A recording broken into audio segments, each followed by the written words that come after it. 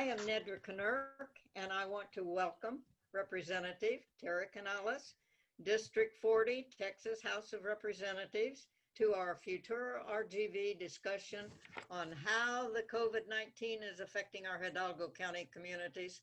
What are we doing right or wrong, and where we need to go?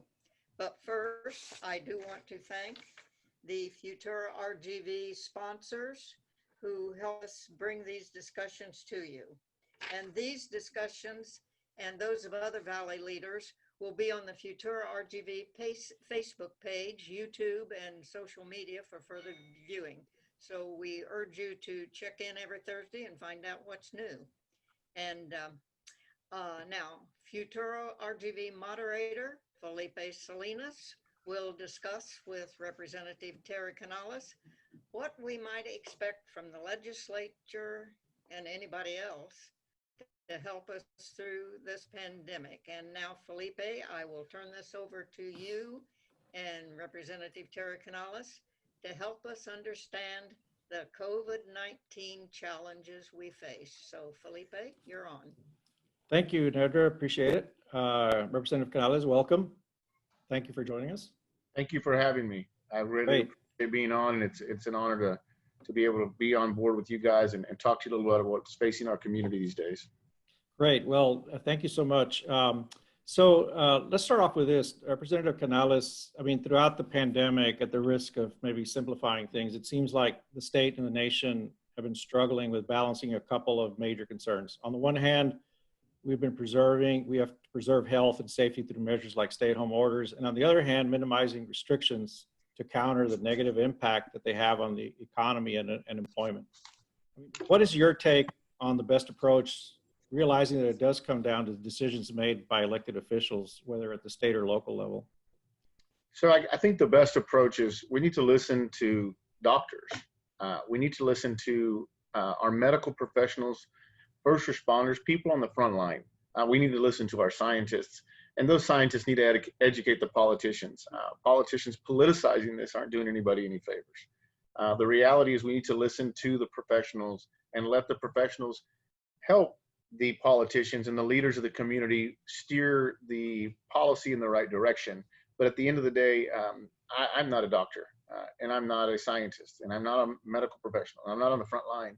But those are the people who I'm talking to, so that I can make decisions, so that I can try to influence policy, so that I'm educated when I'm having discussions with my colleagues who believe, we shouldn't be wearing masks, and I've got quite a few of them. And so I think there's a lot of common sense measures too. We do know it's a virus. We do know that viruses mutate, but we also know it's highly contagious. We do know how it's spread. These are basic things that we've learned from our scientists, from our doctors. Generally spread from what we know through droplets, that come out of our mouths, our noses. And so those are the areas that we know. So it's common sense. If you can, slow the spread of the droplets, you can slow the spread of the virus. It's also about washing hands. A lot of it's basic common sense. When you talk about balancing those efforts, I think we need to make sure that we've got the testing capacity. Testing shows us our infection rate.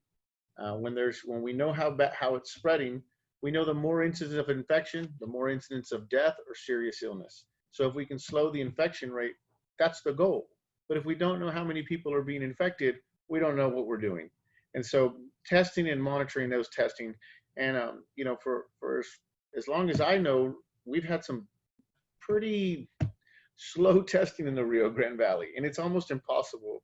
And if you'll permit me a moment, I guess a personal privilege, I had somebody that tested positive in my law office. And so I said, you know what? And I had one young lady that's pregnant. My wife works here. She's got a lung issue. And I just sent everybody home. And I said, everybody needs to go get tested.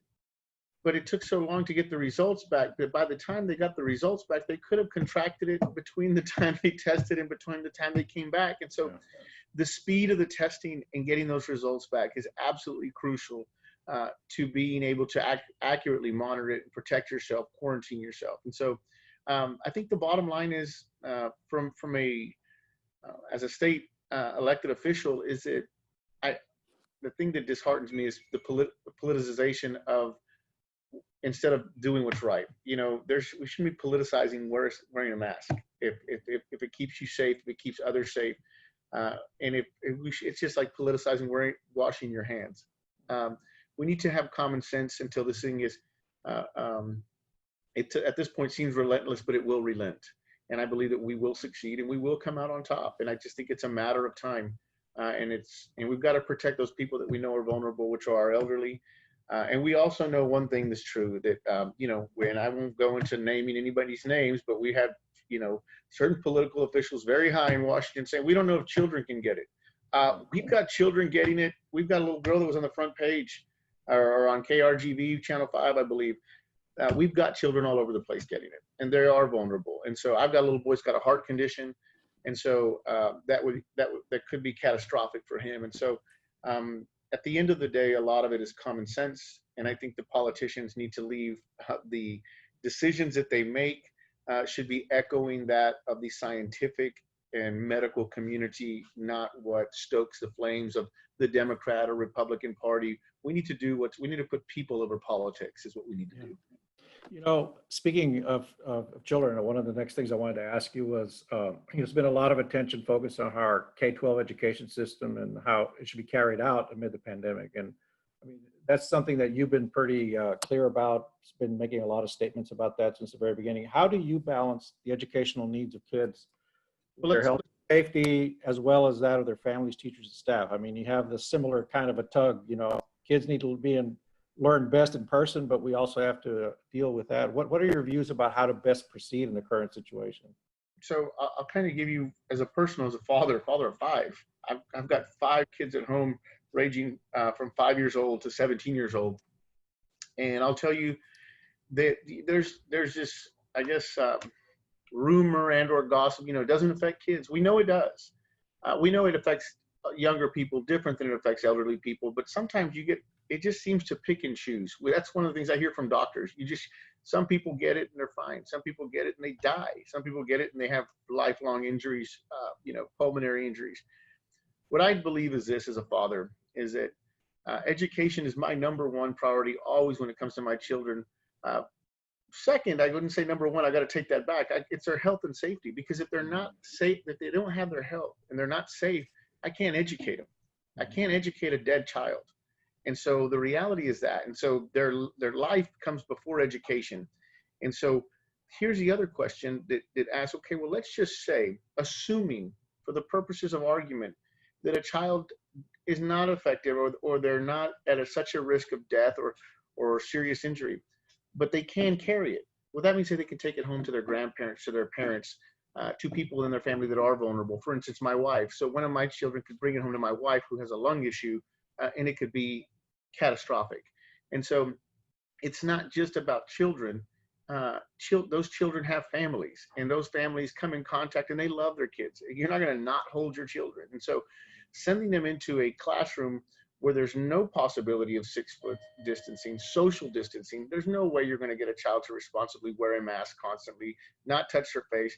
I just watched my child, we were playing Uno the other day, who I had lectured over and over about putting his hands in his mouth. I watched him pick his nose and put it in his mouth. And he's a smart kid.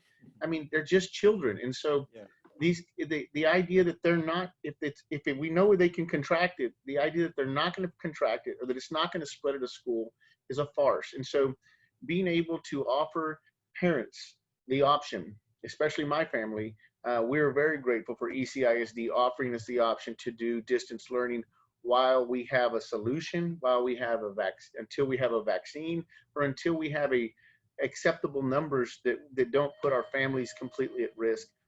I think our lives, your life, my children's life, my wife's life, living is the most important goal here, not contracting it. And not only that, you may contract it and live, but wish you had died because the damage may be, you may not be able to fix it. Yeah. And so we know that the varying degrees of the illness, what it can do to you, range from nothing to death and everything in between. And so I don't know that I'd be able to live with myself knowing that I sent my child into a petri dish of children or brought it home to kill one of us. And so I think, first of all, and I think it's the mantra that you hear in most workplaces: safety first. And safety first. And I think that as much as I prize education as the all greatest equalizer, as the cornerstone of society, as the thing that changes a mirror into a window for people to see the world for what it really is, you can't get there if you're dead. And so my inclination, my gut, my heart, and my feelings as a father are that I've got to keep my children safe before I educate them. Right. You know, all of that, of course, gets into, I mean, the struggles the school districts are having to go through. And it seems what I've seen is a lot of them are really stepping up and doing their best to get remote education out to people. That gets into the issue of resources. So the latest word we have from the state comptroller, Glenn Hager, about a month ago, was that the latest projections are the state's current 2-year budget, which ends next August 2021, will be short by about $4.6 billion, which will require the legislature to pass a supplemental budget for the current biennium, let alone think about what the next 2-year cycle is going to be. I mean, as you look forward to that, where do you have any thoughts about where those cuts will need to come from as you look forward? I mean, what do you foresee are some of the decisions that you all will be having to make when you go back in session in January? We are in for a treat. I will tell you that. We're in for one of the most difficult legislative sessions that we've ever seen, because we've seen such a shortfall in oil and gas production, because we've seen such a shortfall in the way in most of our traditional revenue streams. And because those traditional revenue streams have seen major cuts, that means we will see major cuts across the board. I would tell you that my priority would be to keep the promises that the legislature made last session when it comes to school funding, when it comes to making sure our teachers keep their raises. I want to applaud Edinburgh ISD, which is in my district, just gave all their teachers a raise while not raising the tax rate, which is extremely important to me as well. I know that's one of the battles, is not getting taxed out of house and home. But I've actually just recently sent a letter to TEA asking that all school districts receive all the funding that they need to purchase the technological devices that are going to be necessary in the event the distance learning is here to stay longer than we would like. I think that most people have realized that the way we've structured society for generations is that parents work while kids go to school. And it's very difficult for working families. I've got an issue right now with one of my employees in my law office that she doesn't know how she's going to balance her job and or getting her one child to distance learn. And they've got different models where they've got to sit there and log in every 30 minutes. And so those are challenges in and of themselves. But when you talk about what challenges do we face as an area, we're one of the most impoverished areas in the United States.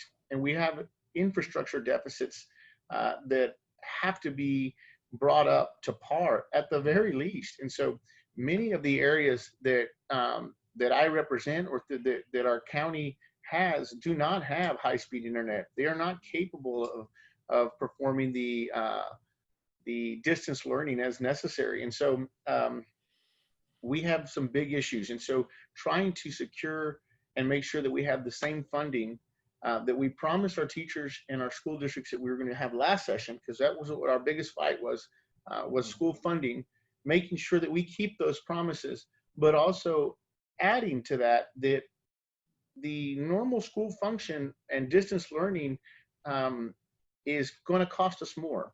And so I think that those are some things that we're going to have to, we're going to fight over it. And so and generally I do not like to get political because I don't think it gets us anywhere, but the Republican House has run the legislature for the last 20 plus years. And every time that we have a budget shortfall, they come after education. They cut us $4 billion in one session. We've just managed to get that back. And I don't know if we're going to have the same fight. And so I know where they generally cut, and it's education. And so if that's where they're going to come back, if the past has told us anything, we're in for a very, very difficult session. Our teachers and this is the time that I think everybody needs to reach out. And I'm glad we're having this conversation because it's informative. And then people need to understand, they need to talk to their representatives, a Democrat or Republican, and say, look, these are the things that we need. These are the things we want you up there fighting for. These are our breakfast table issues that are important to us. And I think that when we prioritize those things and we let our legislators and we let our state officials and we let people know this is what's important to us, they prioritize what we need. Yeah.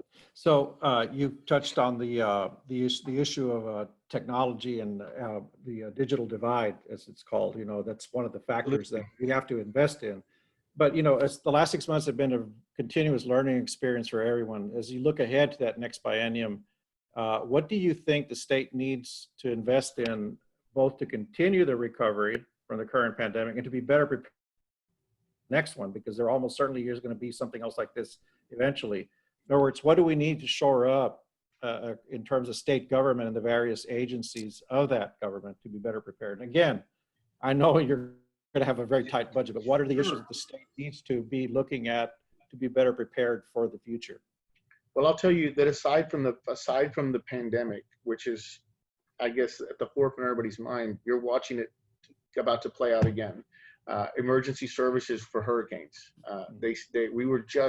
We got the brunt of a small one, and it was devastating to some people, especially in the Rio Grande Valley.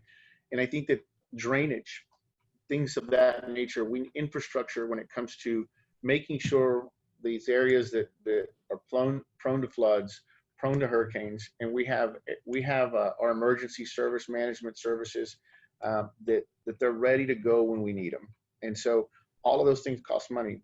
We need to be ready for a lengthened pandemic that perhaps everybody's optimistic, and I think it's great to remain optimistic, but you need to prepare for the worst. And I think I was always taught, you know, what can go wrong, and when we look at what can go wrong and we prepare for what can go wrong, at least we're preparing for what can happen to us, and being prepared. There's one of my favorite quotes is, an ounce of prevention is worth a pound of cure. And if we can help prevent some of this stuff by being prepared. So you're asking, what do we need to shore up? Well, we do need to shore up our emergency management services when it comes to hurricanes. We do need to shore up the funding for law enforcement, because we do have a lack of. I mean, we're watching it. You know, you've got some people on they say defund the police, and you've got a bunch of there's a lot of nonsense out there. I think that we need to make sure that our schools are in place and have the resources they need to manage not only a hurricane, but a pandemic. You know, this may be the new norm. Who knows?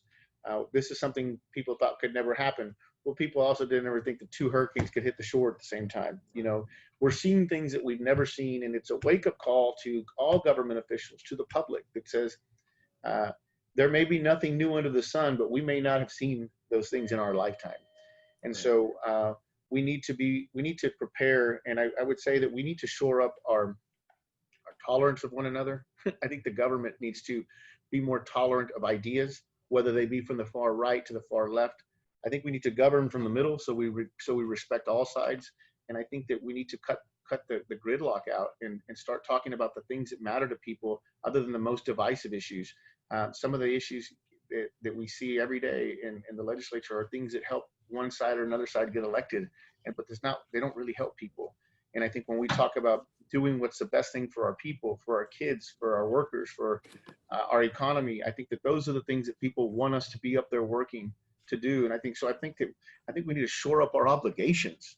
We need to refocus our energy towards those things that matter, and those are making sure that we are safe, that we've allocated funds to make sure that we're protected when we need to be.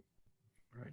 So you mentioned infrastructure. One of the questions I wanted to touch on before we wrap up, and with a final question, is about the U.S. Census. You know, the end date has been changed several times. We thought it was going to be end of October. Now it's going to be end of September. Are there efforts to try to get the Census Bureau to extend that again, perhaps to the end of December, if possible? What are your thoughts about that, and what do you know are any efforts that you or your colleagues or others are trying to do to try to get that date extended, because we're going to undercounted given where we are right now and how the pandemic has affected all that also, let alone, you know, just the normal course of things.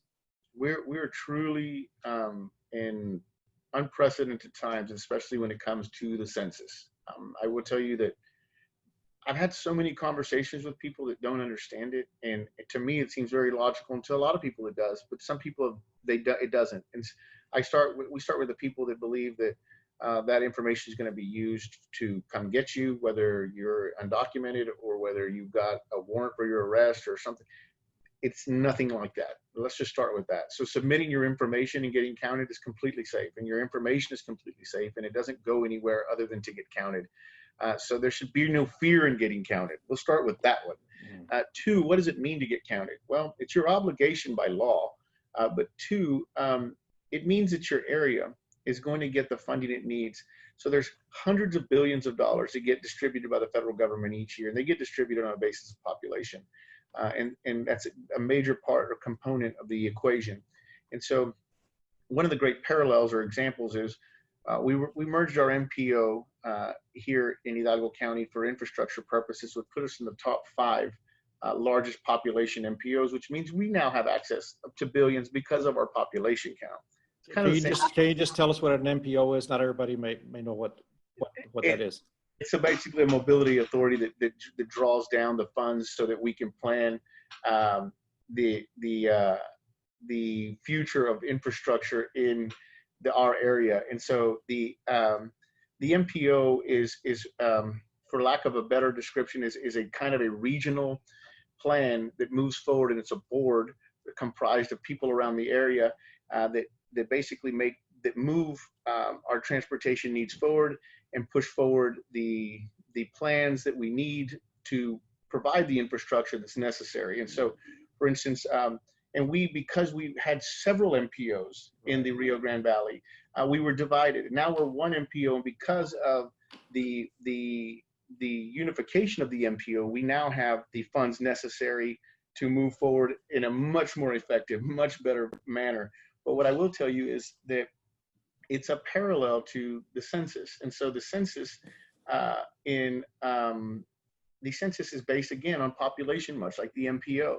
And so based on the population, if you don't get counted, we don't get the funds. In fact, it helps us gain representation in Congress. There's over 400 seats in Congress, which aren't spoken for. They get divided up every 10 years based on population. And so the more population we count, the more representation, more seats we have in Congress. They help determine the lines in the legislative districts.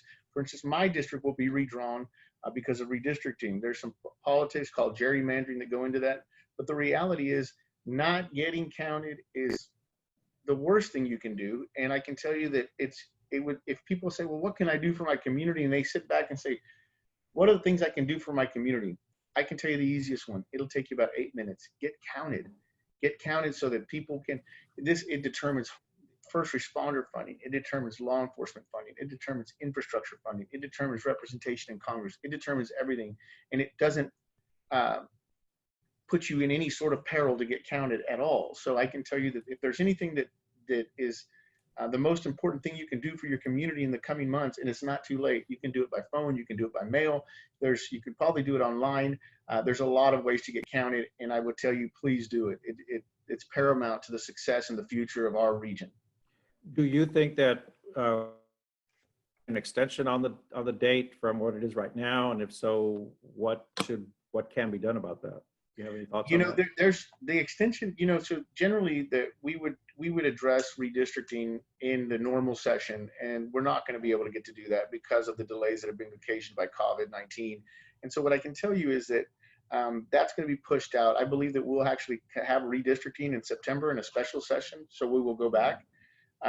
But the more time to get counted, the better. But I don't think it's don't put off tomorrow what you can do today. Get counted today. Don't wait. Do it now, and you'll feel good about it. I promise you. Well, just to kind of wrap up, I want to kind of take it back to you at a personal level. You talked earlier about your outlook on these issues comes from your own personal experience with your business and with your family and so forth. So, this next question is basically, what have you learned or been reminded of personally throughout this entire pandemic experience through the pandemic? What so far are some of your biggest takeaways about how we've dealt with the pandemic as a society or community? There's something really important, and I'm glad you asked me, is that I can tell you that having this be home is it's taught me a lot more about my family and about me that I did not know. It almost gives me chills to talk about it. But one, I realized that there's a lot of moments that I was missing because I was at work, and it's brought me closer. But this is just an important message that I want to share with people, that perhaps no politician is going to go out there and say it or publicly. I can tell you that being locked up with your family isn't easy at all either. I can tell you that domestic violence is on the rise, and I can say that my wife and I have had some shouting matches because of being in close quarters. And I want to tell people that it's not normal. It's not normal to have these moments. What I can tell you is, if you're having a moment like that with your spouse or your family, just leave, get away from the situation. It is normal. It is normal. And I want to share that because I think people need to know that we're all normal, and we have these instances, and it's taught me that to be patient, and it's taught me that I am a human being, and it's taught me that, I'm tired too. I'm tired. I think everybody's tired, and I'm frustrated, and some things just push me over the edge a little faster these days. But I just need to remember, and I think everybody needs to remember, that this is going to end. We're going to be stronger for it. We're going to be better for it.